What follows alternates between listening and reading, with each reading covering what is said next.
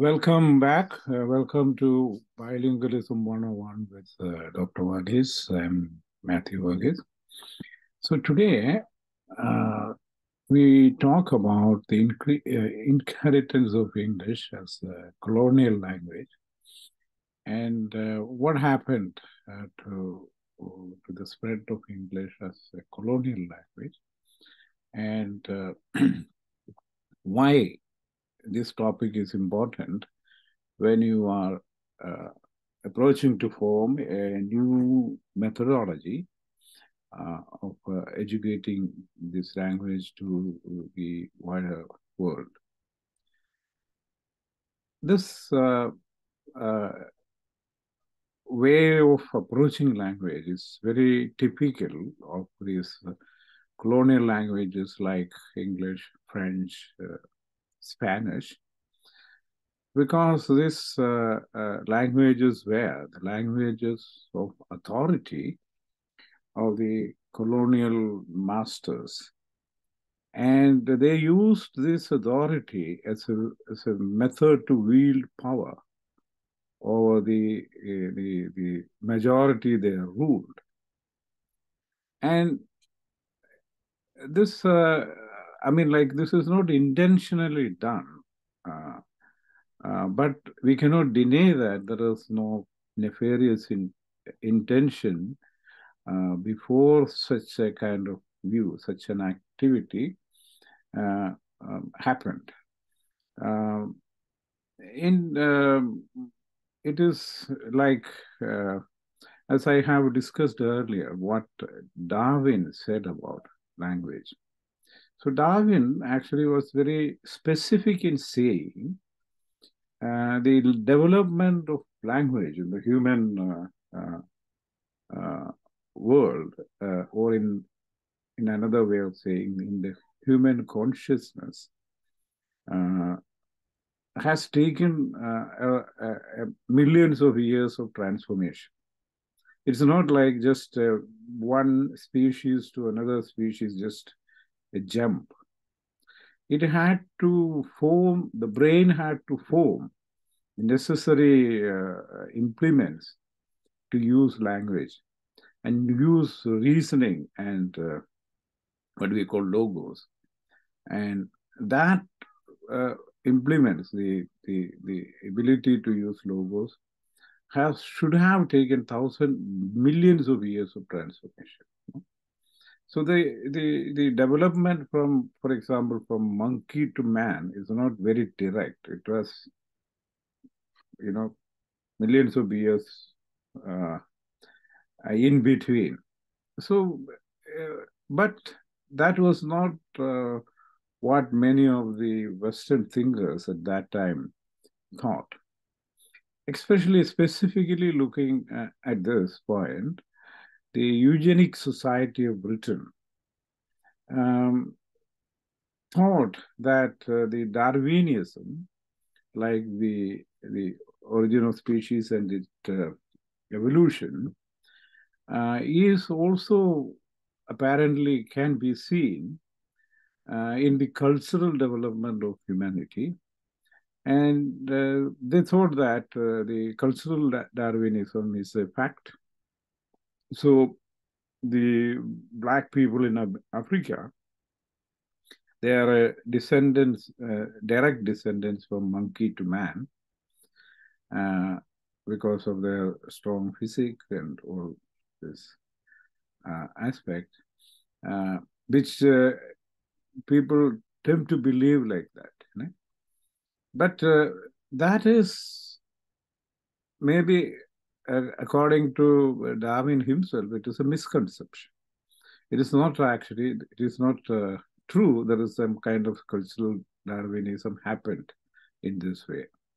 So from pre-human species, so the pre-human species, as I told you before, it has completely extinct. You don't see Neanderthal man or Dinosaur man now. But we only see the Homo sapiens, people like us, and that people like us are everywhere. Okay, and our ability to use anything, language or logic or thinking, is distributed equally. And at this time of 21st century, we can understand easily, identify that. Maybe people's abilities are different, but almost everybody had the ability to use intelligence and reasoning. Okay, so the cultural Darwinism that spread as a sickness in the colonial period, because colonial period they felt that the colonialists are superior race, and they have a in they have a divine right to rule over the people who are lesser fortunate. Okay, and the eugenic society of Britain, notably, there are so many people who worked on this. But the eugenic society of Britain, they had a kind of segregation of humanity, and they consider the white man with a Teutonic tribal base are the most advanced man, and they are more they can use reasoning more effectively, and they can also they are all very high spirited. They have this martial spirit, and they conquer everything, and they dominate others. And this martial spirit was very highly applauded in the 19th and early part of 20th century. But unfortunately, this spirit of dying and killing is not very appreciable in a society, a civilized society, because that was not the purpose of introducing philosophy in maybe 4,000 years ago. It was meant to help humans live. They allowed maybe 120 years or maybe less, but live, mature, and die. This is a thing. You don't have to die in the far field for protecting some kind of honor and respect or something, which you are not going to enjoy. Okay, so this kind of martial spirit was much more. But in 19th century, especially the works of 18th century, the works of Hegel, and maybe 19th century, the work of Nietzsche, and all actually pinpointing to reinvigorating the martial spirit. And that is the reason why the fascists and Nazis and all those people were so highly spirited. They thought that they have a divine right to over others. Like the British thought that they have a divine right over the others, a weaker force. That made them segregate the society as the white man as the superior one, and the Latin man, the southern people of the southern Europe are the second grade, and then the China man or the Mongoloid race are the third. The brown people like Indians, Persians, Arabs are the fourth, and the black people are the bottom level. Right? So this conception or division of society into in this line of kind of evolution is misconception that the Western people promoted it. There were human Sioux in Europe, where they bring people, different kind of people, and present to the white people like These are the races from which you are evolved. This kind of things have happened. And why I say this is, so when the English language or French or Spanish language entered into colonies, it came with a kind of parochialism, a kind of superiority attitude behind it, booting it up. And that attitude actually spread away everywhere very quickly. So in the case of English language, it has become a kind of menace in the kind of a kind of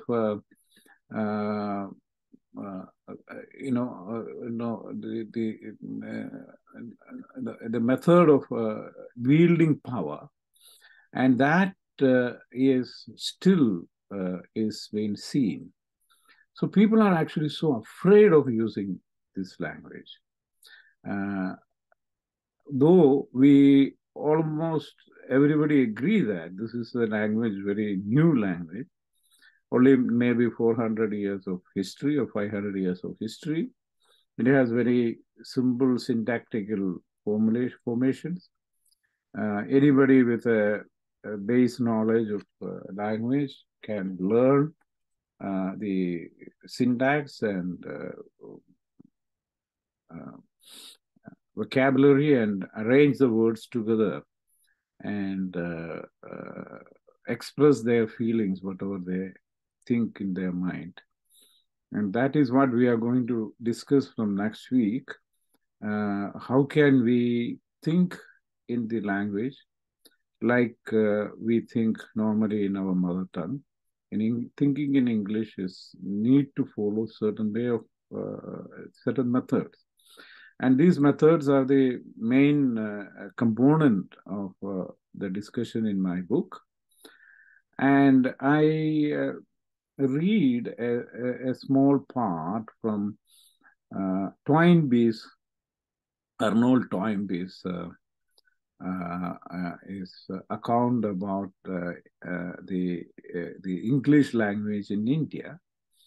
And he is of the opinion that English language was used in very special way in India, and that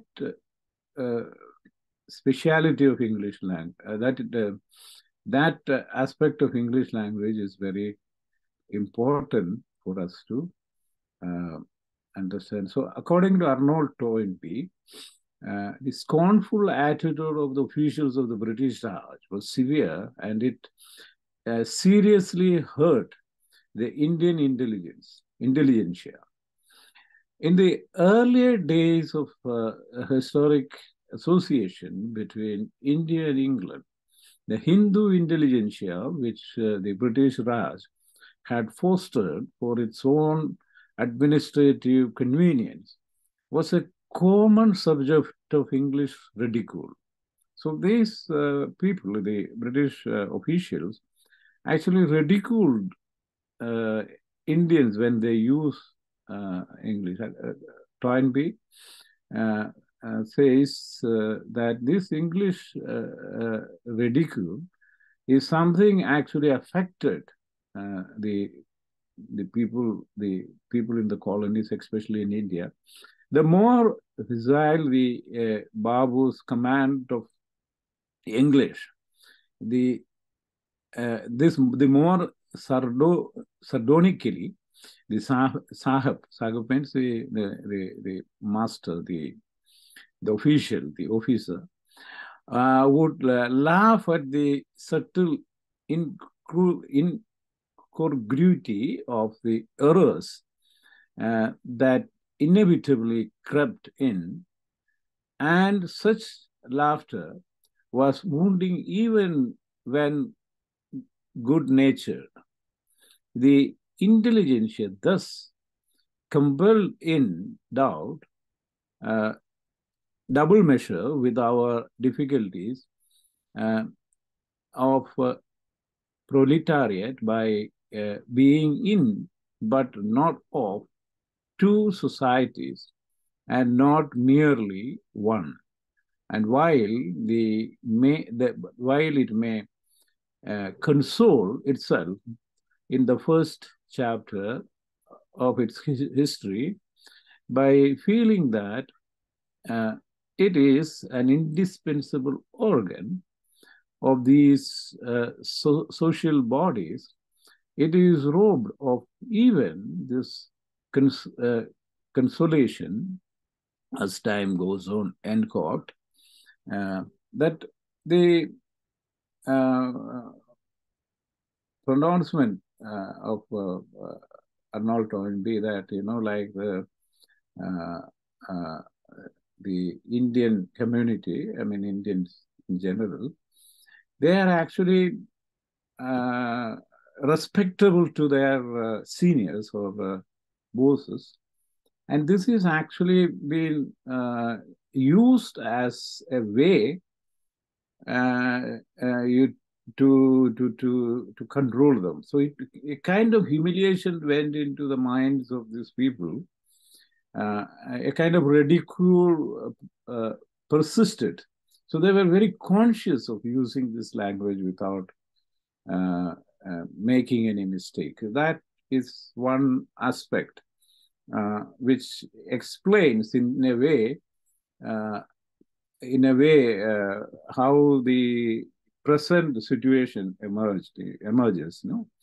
So people are actually not learning English in that as a language, but they are learning something very, very special that, that gives them some kind of, power, like the power that used to be enjoyed by British official when he did ridicule an Indian or African or somebody from the colony about his language use. It is one way of keeping a control on this. But now colonialism is over. Now the racial superiority of the white race is under severe criticism. So we don't have to much worry about it. But these the wounds of that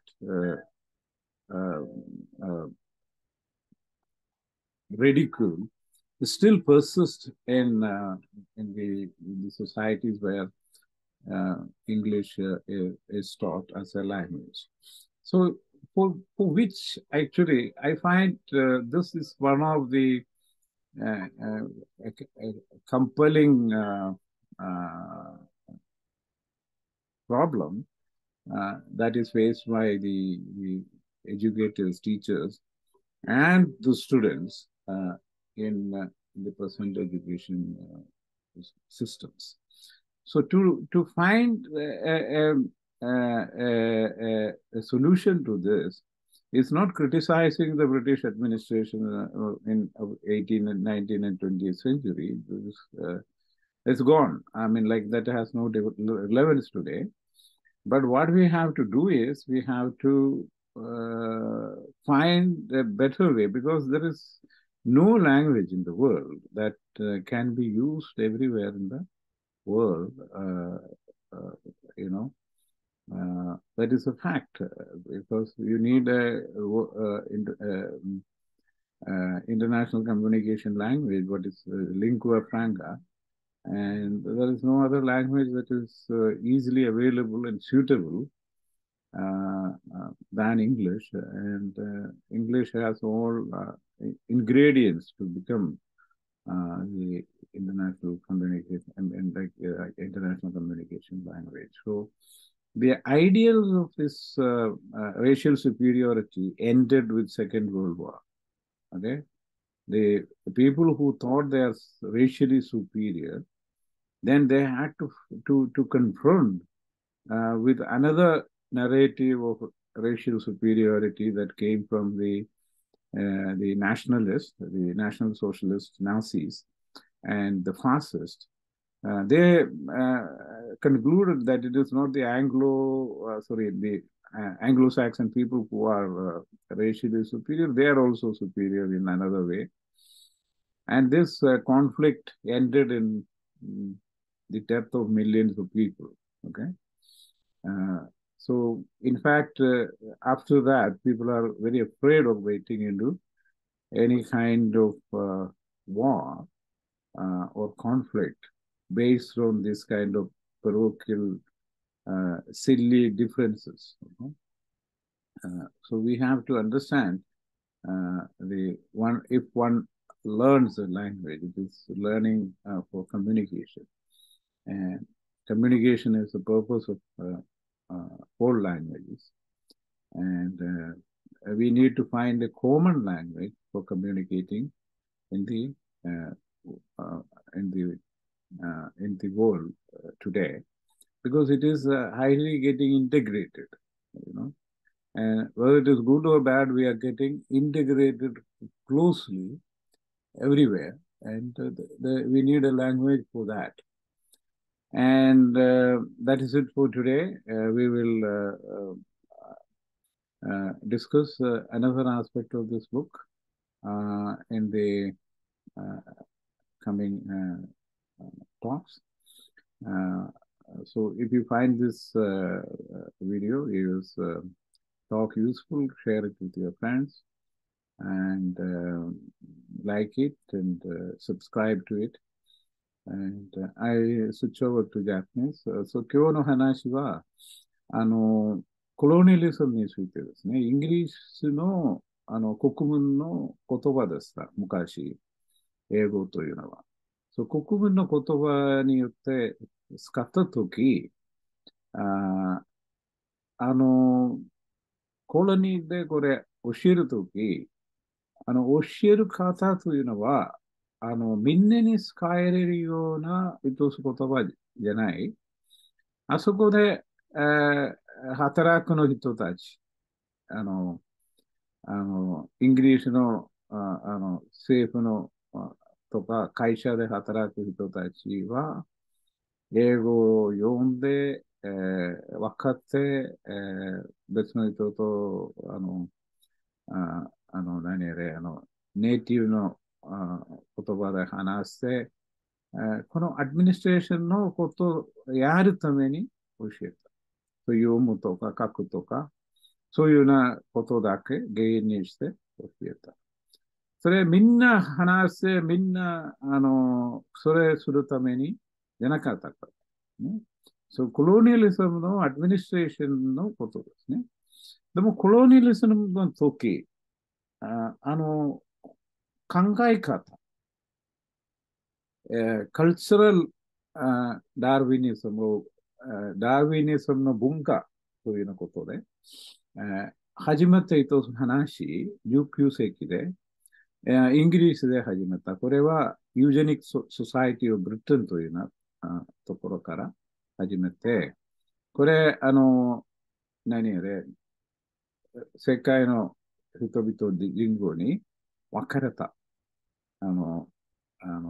一番偉いというのはアングロサクソンとか、ホワイトレイス、一番偉い。二番目で、ラティン系の人たち。それから、三番目、チャイナメの、チャイニー、です、これ、マングロイドの人たち。それから、モンゴル系の人たち、それから、インドとか、パーシアとか、アラブとか、それは4番目。4番目。5番目というのはアフリカ人、黒人というな。この場合で分かれた。一番偉いというような人たちに言葉もできる、理論もできる、考えもできる、それからマーシャルスピリットもある。それでアタックするとか、ドミネートするとか、そういうようなこと、できるような人と思って、あった考え方で使った言葉です。英語。In fact、これは本当で、今もああいうような考え方のこと。ね。英語を話すときとか、これ私間違えたらダメというようなこと。そうこのアルノート・トワインビーというような学者、本土で歴史の一番元の本書いた人ですね。あの、あの、そう、この人の話で、インド人とか、ペルシア人とかある、親切の、人たちですね。いつも上の人から切ってやること、ある日本でもああいうような考え方あるね。それをこの人たち使った。ね。これ、英語とか使うとき、いつも、この文法的な間違いとか見つけて、彼あなた間違えてるとかを笑うものになった。このインドの、あああの、インド人イギリスの会社で働いてる人たち、特別笑うものになった。そう、これを本土で見たら、あの、英語を使うのこと、もっともっと大変になったというような話ですね。